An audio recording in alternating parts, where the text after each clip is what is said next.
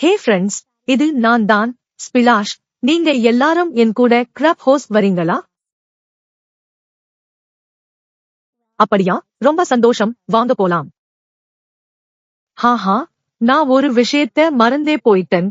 Club house இங்க வரணும்னா அதுக்கு நான் ஒரு மந்திர வார்த்தைய சொல்லணும். அஸ்கா புஸ்கா ஸ்பிலாஷ். என் கூட சேர்ந்து சொல்லுங்க. அஸ்கா புஸ்கா ஸ்பிலாஷ்.